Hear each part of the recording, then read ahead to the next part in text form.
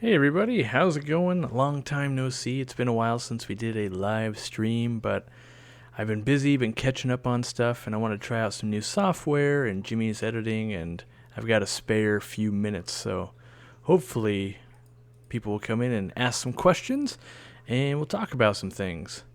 I know, what? It's a Monday night. Monday night just got a whole lot cooler. Right after Bob's stream, I was hanging out watching, but what do I got going on? I'm waiting to turn the light back on. It auto turned off so that people can watch them feed or at least go crazy. Um, so new setup here, just different setup is all. And finally got it all the parts came in so that I can do this solo again. So that way I don't affect Jimmy working. So, oh, what's the thumbnail? Yeah, it is using the Mr. Clean Tanks thumbnail. That's an old school throwback. That's funny. I like it. But, kind of just hanging out. Let me go ahead and turn the light behind me on. So the auto feeder just kicked on. Ooh, I could probably move the camera a bit so you guys could see it. There you guys go. So the archers have been going nuts lately. If you've been watching Instagram, you've seen them jumping out of the water to grab food. They've been spitting water. Me and Jimmy are getting hit from like 10 feet away. It's kind of crazy. So... But yeah, let's see. Can I move it over one? Ooh, the new functionality is working. LG3 Nation with the $2.22 super chat. Thank you. Testing features, I am. There we go. So the archers, you see that feeder up top there? The archers will continually shoot it, and I think it vibrates it and a pellet falls out every once in a while. So they'll do it all night long now. As long as we leave the light out above it. If we leave the light on it, they're too scared to do it. And, so it's kind of... They'll do that move. They'll dart away. But the archers have really come around. And, ooh, you can see the giraffe cat just came out. One of the larger one. But it's like the third feeding of the day today. So they're not as voracious as they should be. But, all right, let's... Ooh, I'm going the wrong way here. Let's... focus it back in here. Oh, too much. Too much. All right. So, anyway, let's see. I want to try one more option here, which is, I think we can have it show... Oh, it doesn't. I was hoping it would show everyone who has Super Chat and, make a list happen, but seems to not be doing that. So we'll see if it works. But, let's see. Let me pull out the chat here. Oh, that is not what I want to do at all. Not participants, pop-out chat.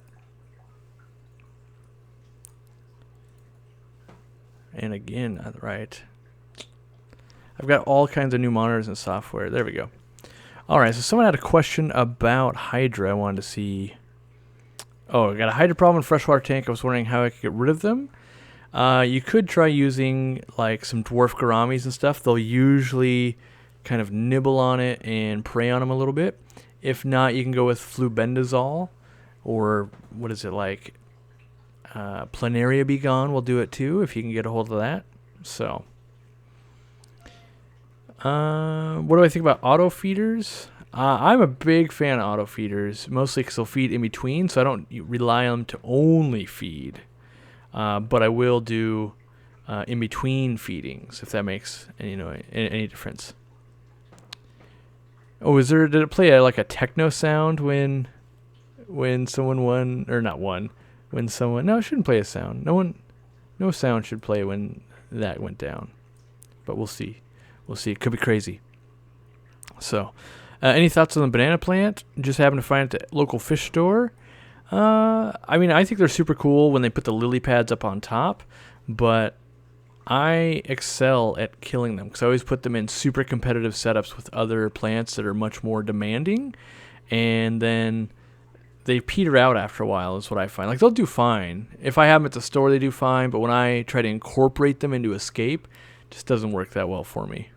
So, recommended lights for a 24-inch deep tank. Like Fluval 2.0 or the 3.0 when it comes out. The Phoenix 24/7 would work. I'm trying to think of other lights I know that will work. I'm sure there's a lot of options, but the one I personally would recommend would be the 2.0. Am I the co-op located in Edmonds? I definitely am, yes. What's the biggest fish you think is acceptable to feed the co-op fry food? Probably like 3-4 inch size platies, I would say. Another super chat from LG3 Nation, $1. Thank you. What do I think of large mabunas, 3 or 4 inch and smaller 1 to 2 inch ones? I think if you add, like 1 inch is pretty small. I would say it probably needs to be bigger than 1 inch, but if you add like a group of 6 to 10, like 2 inch ones, I think you can usually get away, but it also depends on which type of mabunas, are going in there, because that could be a little crazy. So, let's see here.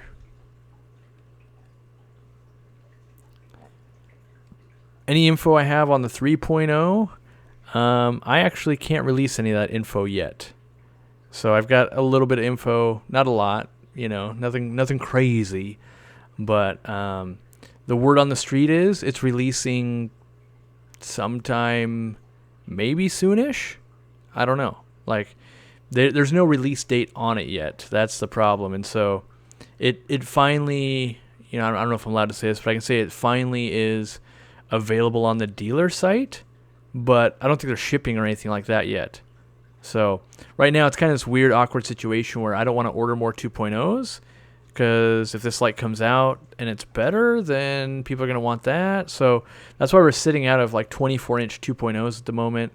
And we still have some, some 4 foot and some 3 foot ones. But let's see, Nightbot. I just realized it's probably giving out an expired code, so I forgot to set up Nightbot before I went live. I was too busy playing with the new gadget. So I'm going to do that real quick. Ooh, testing from LG3 Nation. Thank you. Ooh, hey, let's try that other thing again. Let's see if the thank you thing works. Yeah, it's not doing anything.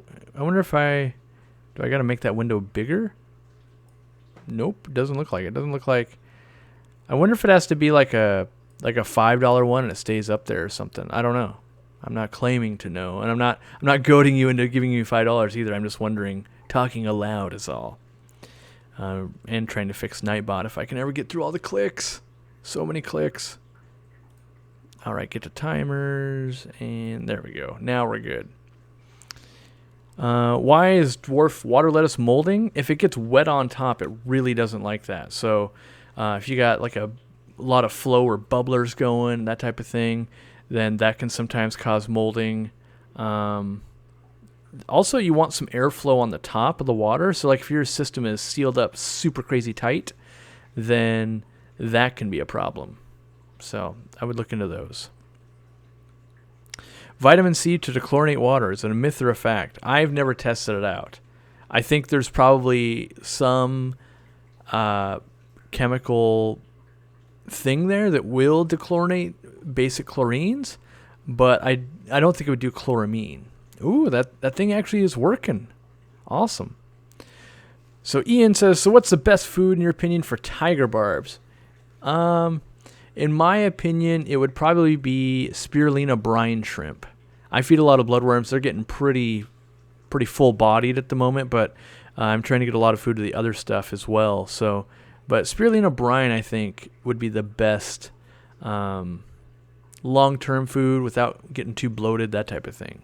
So, can a dwarf puffer be trained to eat commercial food?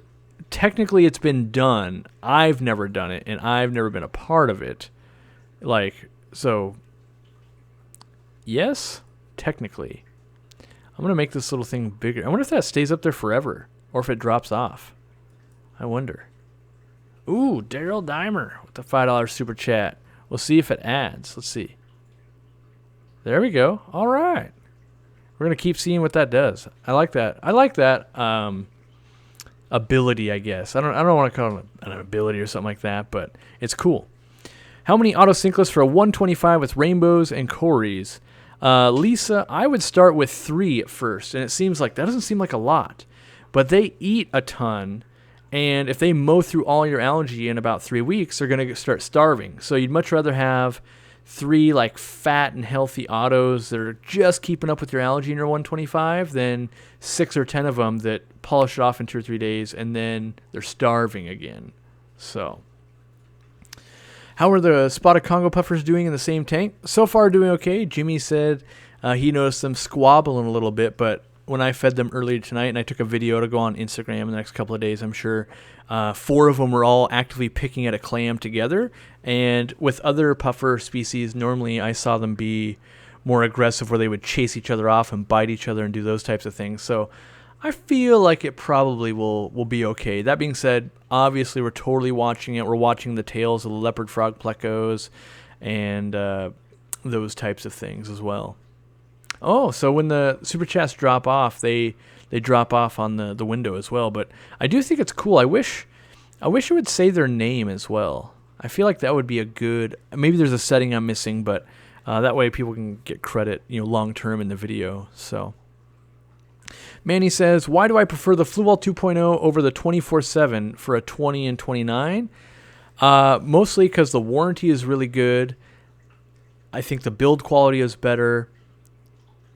And that's really the 2 sticking points I have, because the PAR is pretty similar. If you really wanted the automation of it, yeah, the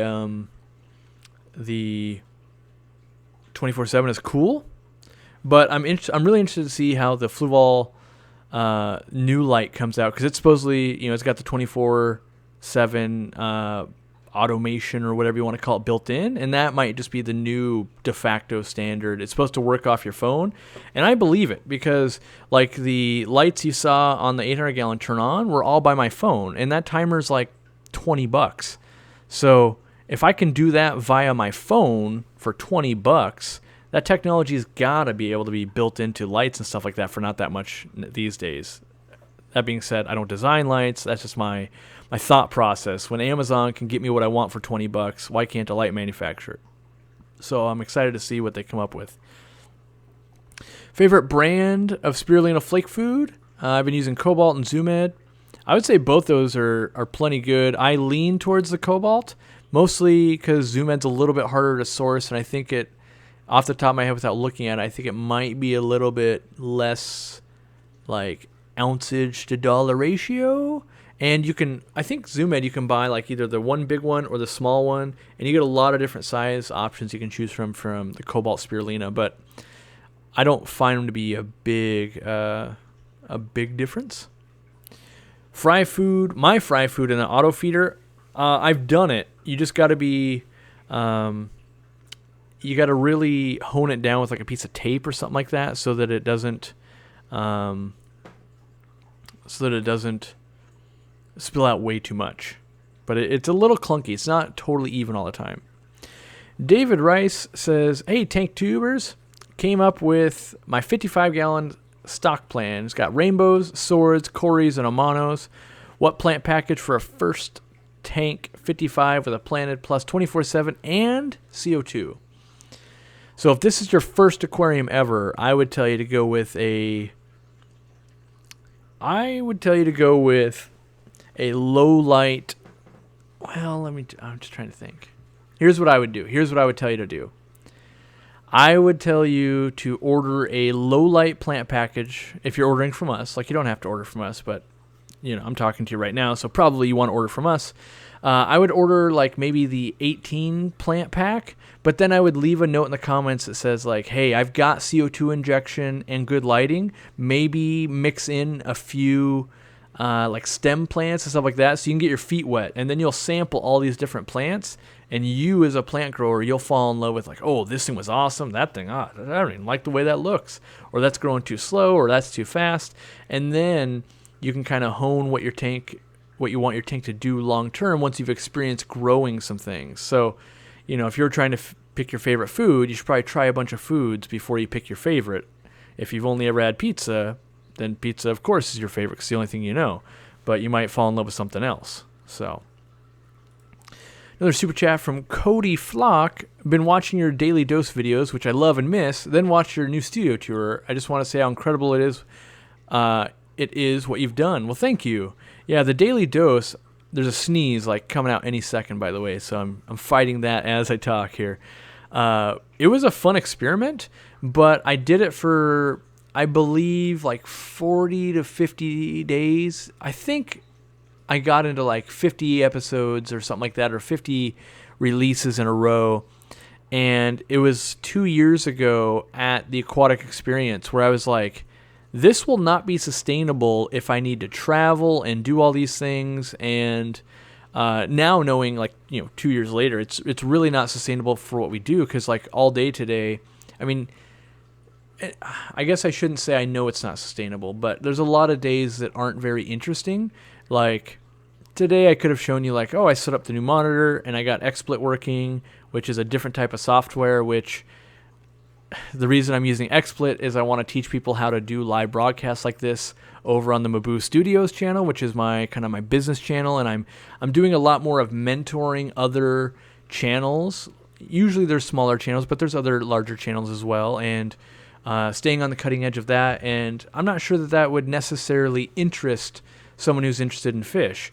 Now, that being said, we did look at, I spent time watching my puffer fish and feeding these guys, and I did do an airport run and picked up fish and plants. And so there are, I'm still doing fish stuff every single day, but, I kind of trying to segment what I do.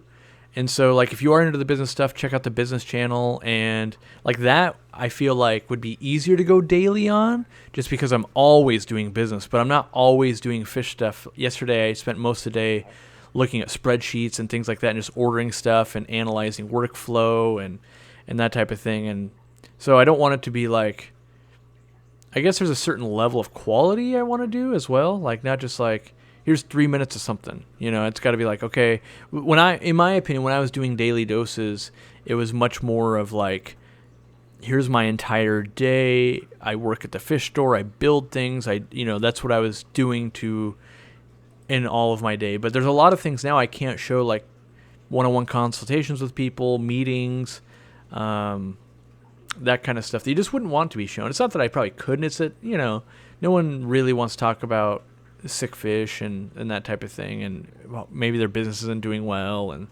and I just don't want to have to ask them. So, all right, but let's get to Betsy Cummings. I appreciate that you remind people fish are living beings too. They are. They're, one, I feel for them. Two, I think I remind people the most because it's their personality, just like a dog or a cat or anything. Each one is unique. Each one is different. Even though they have group mentalities, let's say all neon tetras generally act the same, you'll get these rogue neon tetras that like to bite stuff, and it's just, I don't know what's wrong with them. It could be they have a tumor and it's pushing on part of their brain, or it could just be that one's acting out or whatever, but it definitely, fish are unique, even between the same species. So, Academia Aquaria is harvesting deadfall Pacific Madrona branches. After drying and boiling, would you recommend peeling the remaining bark or leaving it as is?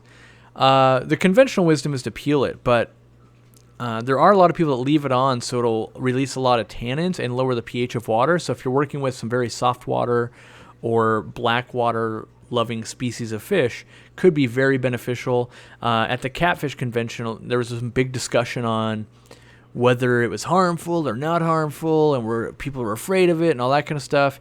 And then it turns out it's one of the best possible foods for a lot of the woody eating pleco species is that bark.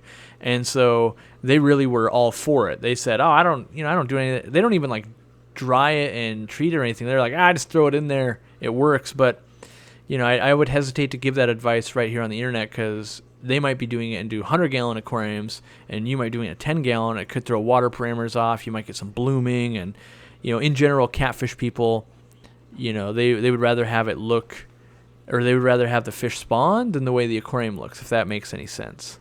So, Life with Pets, nice to see you. Any suggestions for an Amazon puffer? We've been feeding freeze-dried krill, snails, and a variety of frozen foods, but their teeth are still getting too long. I would try upping the snails, especially Malaysian trumpet snails, and try offering clams and see if they'll scrape their teeth on it.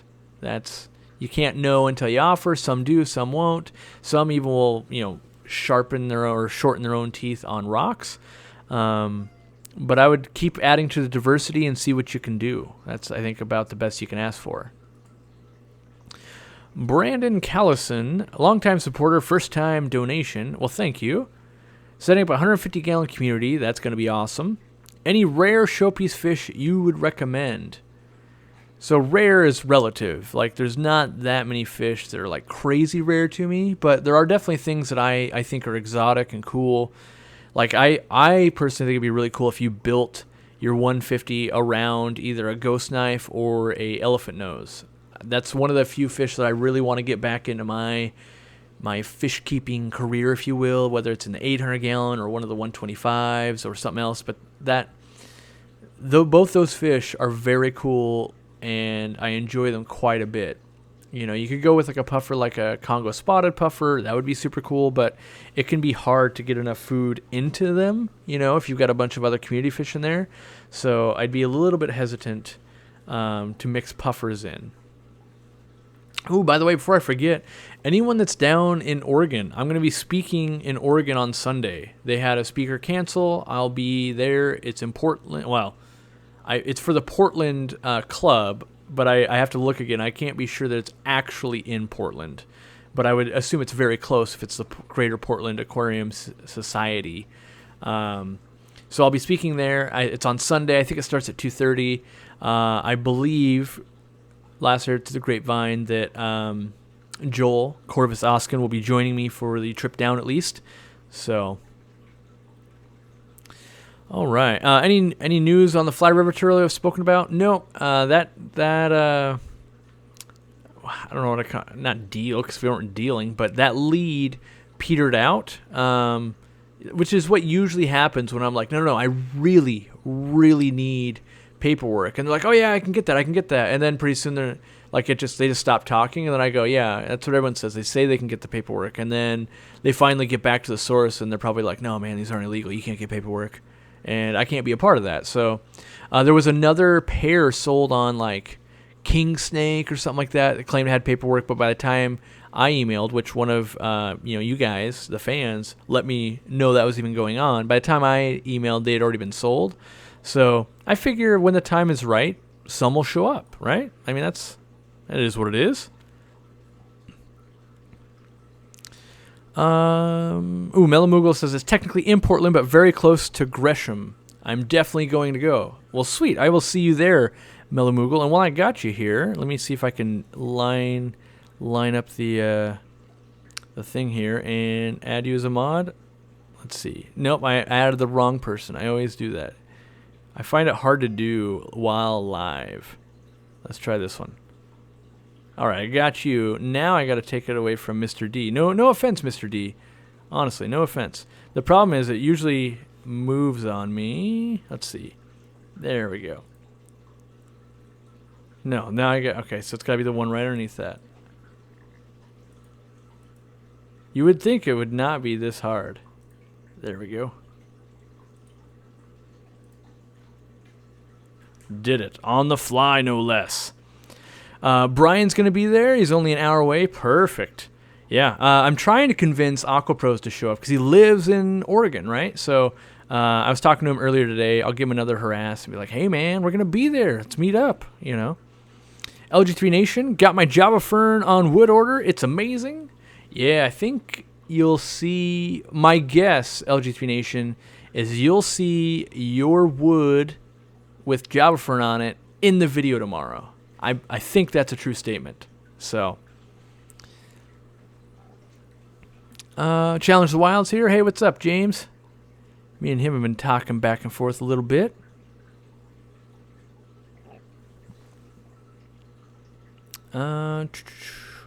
Tickets to Seattle are the same price as to Peru. That is brutal, JH. But probably makes sense.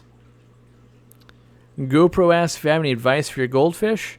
Without knowing anything, I would say keep them in large tanks. Feed them a lot of fiber-rich foods like, let's say, duckweed and brine shrimp and that type of stuff. And keep them around 72, 74. So, Luigi Penza. How hard are Tigrinus catfish to keep? They are beautiful and thinking of putting one in with my rays. I don't find them that hard to keep. They don't ship very well. And they will definitely swallow smaller fish. So,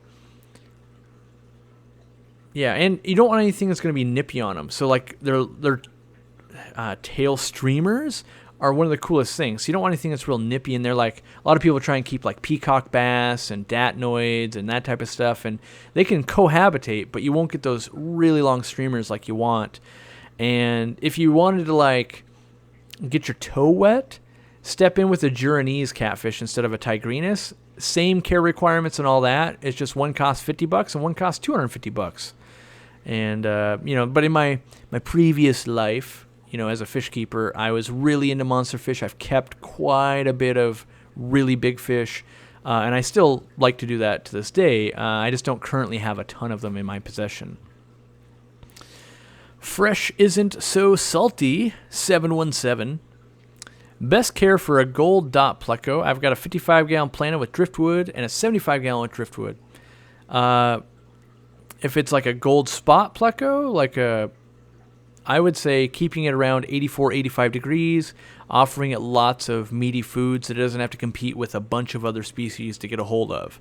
That's usually, plecos usually long-term starve out is where they go, unfortunately, because it can be hard. Let's see here.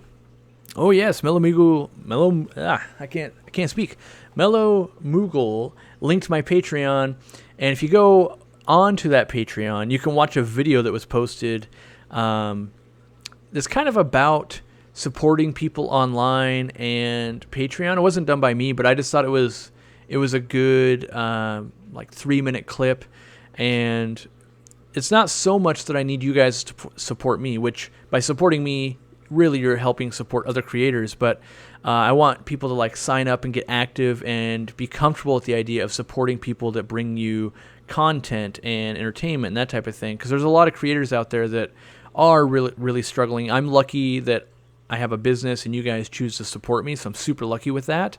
But there's a lot of creators out there that don't have that avenue and could use extra support, whether it's just for, the dumb thing is this apparatus right here, even though I'm only using a $150 microphone, there's another $130 just in the thing holding the microphone. And so stuff like that really adds up. And from the creator's standpoint, they don't need that. They're doing it to make it better for the audience. At the end of the day, on a big grand scheme of things, we better ourselves for the audience. There's that whole the better you do, the more money you might make and the more fame you might get and the more things that might happen. True, but it does come down to wanting to make a better experience for everyone. So, Chicken Lips 2, do you think a group of longfin rosy barbs would be fine in a barb tank with many other types of barbs? Probably. I mean, barbs are pretty gangster. They can just handle themselves in a situation. If you had an army of tiger barbs, maybe it would be a problem. But I think if you had, the tiger barbs are going to be this big, and rosy barbs can get much larger than them, I think they could hold their own. But have a backup plan, because if it doesn't work, you're going to be sad. Oh, my chat scrolled. Darn it. Oh, I didn't put any. There's no slow mode or anything. It's probably going at a moderate pace. Why do people keep bettas in 1 gallon? Is it possible? Sure, it's possible. They probably keep them in a 1 gallon because that's a very cheap way to get into the hobby. It might be the same thing a professional cook would be why would anyone buy just a normal Teflon frying pan from Target? Why wouldn't you go straight to copper core or stainless steel or an iron, why would you do that? And it's the barrier of entry is very cheap. And if you become a person that really is a connoisseur of cooking and all that, you might see all the value in upgrading what you do, So, yeah. LG3 Nation, so happy to have a Aquarium Co-op shirt. Can't wait to wear it at the local fish store. Hey, LG3 Nation, did you, I believe, on a different show, I think it was Real Fish Talk or Joel's show, one of the two. But you were applying for a Real Fish Store job. Real Fish Store. Local fish store. Did you end up getting that job, or did they end up choosing someone else? How often do you change water on a heavily planted 29 with 60 SBI rasboras? If I had it, I would probably change it once a month or once every 2 months. And I know that sounds shocking to a lot of people, but if it's heavily planted, it should be digesting any waste those SBI rasboras ever produce. You should be just like having to pour on the nitrogen anyway. And I would do one out of every month or two because, I had a little bit of algae, or I needed to remove some physical debris out of the tank is when I would probably be changing water. Isaac with a $2 super chat. My betta has hole in the head disease. What are the treatments? First things first, make sure your water is sorted. So make sure nitrates, nitrites, and ammonia very low. Make sure temperature is high enough. I would say 78 to 80. And then after that, I would start soaking maybe bloodworms or something else that's absorbent like that in Vitachem. Get all those vitamins really going into their body and trying to heal them up. And then if all of that doesn't work, it could be hexamida, which is giving hole in the head, which is a parasite, and then you could treat for that as well. But most often you don't see it in bettas, but in fish in general, it's from vitamin deficiencies. Like, let's say you were only ever feeding your betta like freeze-dried bloodworms every single day. They love it, but they would eventually develop a deficiency in their vitamins. So, let's see here. My Cory cats keep laying eggs, and the gold barbs keep eating them. If I take the eggs out, how do I keep them until they hatch?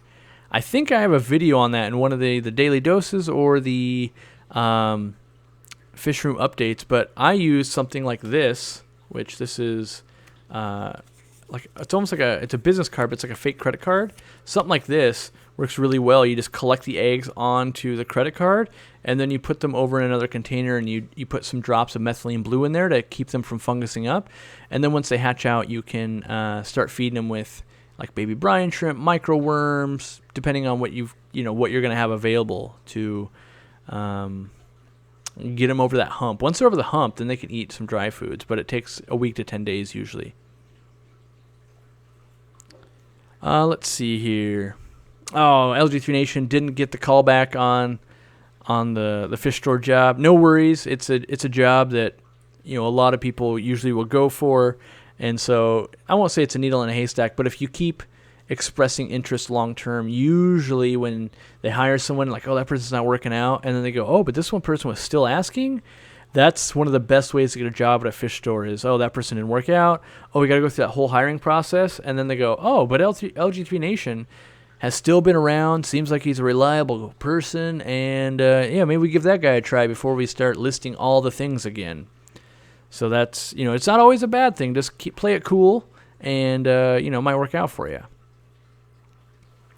Would guppy fry be fine without a heater or filtration?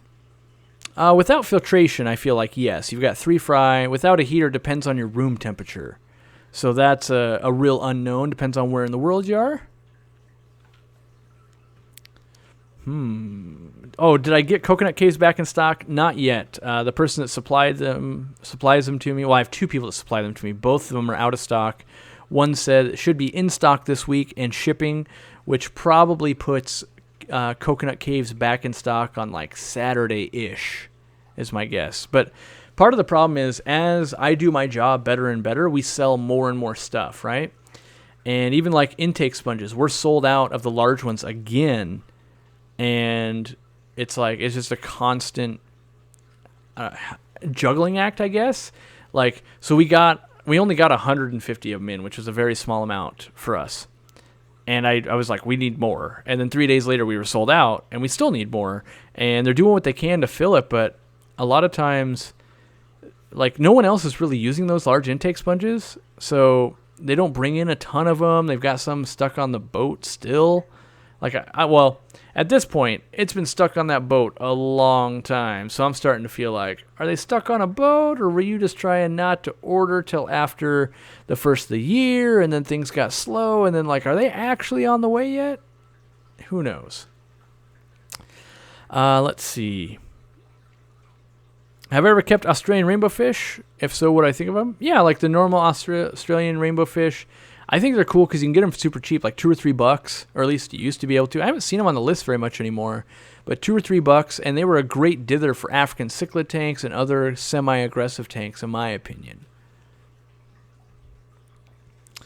What's my opinion on the API Philstar, like the Rena? Is that right? Rena Philstar? I have to Google that. I haven't talked about Rena in so long that I can't be sure without looking.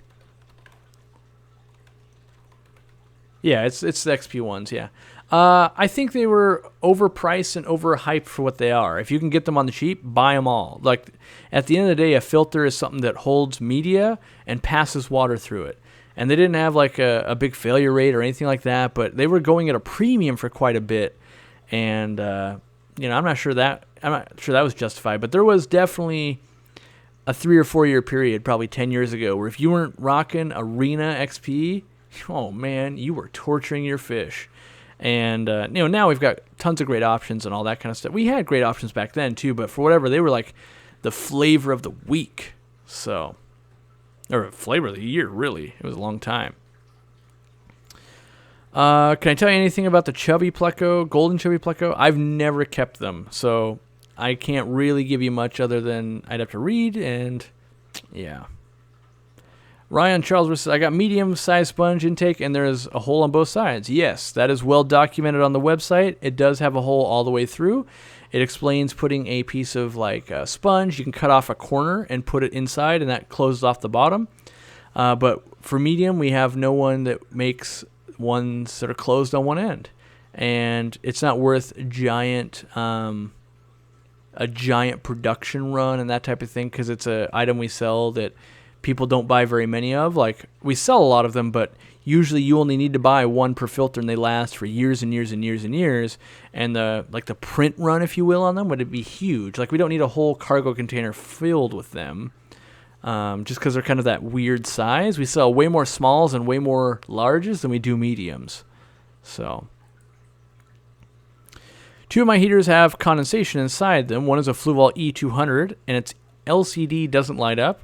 It has moisture inside of it. The other is an Eheim Jaeger 150 watt. Well, I would send an email to Fluval with a picture and be like, hey, does this look normal? And then they're probably going to be like, no, that's not normal. And then if you have the receipt of where you bought it, they should be able to replace it right out for you. Maybe Eheim will do the same thing, but I would start that process before they ever fail or something like that. And having a little bit of condensation doesn't necessarily mean they're going to fail, but it means that they're probably not working 100% as designed at this point. So, do I have the filter cartridges for a 5-gallon top fin filter? I don't see them on your website. No, we don't. Well, we might sell 2 types of cartridges, but we pretty much are against them. I would recommend you watch the video when we talk about replacing with sponges or any other type of media that would be reusable, saves you a ton of money, and will save the environment too. So it's kind of a win-win on both. Let's see. Don't forget to hit the like button, says KG Cichlids. By the way, I spoke with KG Tropicals like a week, 10 days ago. He still plans to come back. So what was I just talking? He just said his furniture business is super busy, and he misses everyone. But, at the moment, he's focusing on that. So, yeah, still alive. Are shrimp good options for a heavily planted tank without a filter? It's dirted, lots of valve and airstone, no fish. I would try some. Get yourself like 5 or 6 cherry shrimp and see if they don't just populate like crazy for you. ETA on rice fish at the co-op. No idea. A year? 2 days? Like, they probably won't land back in the shop until either A, they show up on a wholesale list, or B, it's been like a year from now, because I still don't have enough to populate the pond we're going to build for rice fish this summer. So I need more to populate for that even. Let's see. What's my opinion on North American streamfish? Ever considering going native? I've kept things like the rainbow shiner and that type of thing. I've considered it. I've never delved too much into it. For no good reason, really. I mean, like, I think pumpkin seed fish, that kind of stuff look really cool. I just have never delved into it. And whenever I'm looking for natives, because I'm way on the West Coast, I would have to order them from somewhere like Jonah's Aquarium or something like that, and they weren't very cheap, and shipping was pretty expensive. So it became one of those things like, do I want zebra plecos or do I want pumpkin seed fish? Well, I'd probably rather have zebra plecos if I was going to spend that kind of money. So, are there any alternatives to your 3 med cure? We can no longer get general cure in Canada. So there probably is, but you have to remember medicines, think of like a pharmacy, right? So think of a pharmacy and the doctor says you need prescription A, prescription B, and prescription C. And then let's say they go, we can't get B. And they don't know what a viable alternative is. You can't just really pick something off the shelf and go, well, we'll try this. Maybe I'll die. Maybe I won't. And so it takes a lot of thorough testing. And that's why I can't really recommend that much. But you said you couldn't get general cure. General cure is made out of praziquantel and metronidazole. If one or both of those are available, it would be logical that they would do okay still with ICX and erythromycin. That being said, I have tested praziquantel with ICX and erythromycin, works just fine. But I never mixed my own prazi and metronidazole with those two at the same time. So I'm not saying it wouldn't work. I'm just saying I haven't tested it, and it could be the way they're, let's say, stored or something like that, and they have a non-active agent in there that binds, and then that doesn't work. Like, it gets weird when you start mixing medicines. So, will I ever sell Easy Green in Canada again? Maybe. It's a hard thing to do, so I don't want to say yes because right now it makes no financial sense to go down that road. But am I coming down to California anytime soon? Not that's on my schedule yet. I still am waiting for certain trips and stuff like that to be confirmed. Like there might be a trip in the first, let's say the first half of the year, trip to China, Germany. I've got the American Library Convention in Michigan in May. I'm trying to think if there's anything else that I know I'm going to New Jersey in October. I'm trying to think if there's other things that I know are a lock. There's, lots of people ask me to go different places, do different things, but we're waiting. We're also considering, or at least Jimmy doesn't even know yet, but a cross-country trip some point in the summer again. I think that would be fun, so we could visit a lot of things.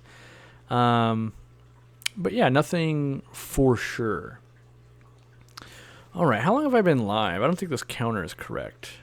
Maybe it's only 42 minutes, but I know that at 7 o'clock, I was told that dinner would be ready. So I don't want to keep everyone in the house waiting for dinner. So I'm going to sign off. Check out our video tomorrow morning. And Real Fish Talk, 3 p.m. Pacific Standard Time. We'll be talking about some aquascapes. You can see 2 different aquascapes. I did one. Joel did another. We'll talk about it. We'll talk about some techniques. Mine, just to give you a little preview, was a black water wild-caught betta setup. So it looks way different than what you normally see. But I thought to bring something different instead of, here's a highly manicured tank. And here's the rule of thirds. Here's the golden rule. Here is this stone. We used an odd number of stones. We did all the traditional things. And I wanted to vary it up a little bit. So if that sounds interesting at all, we'll see you for a 2-hour live stream.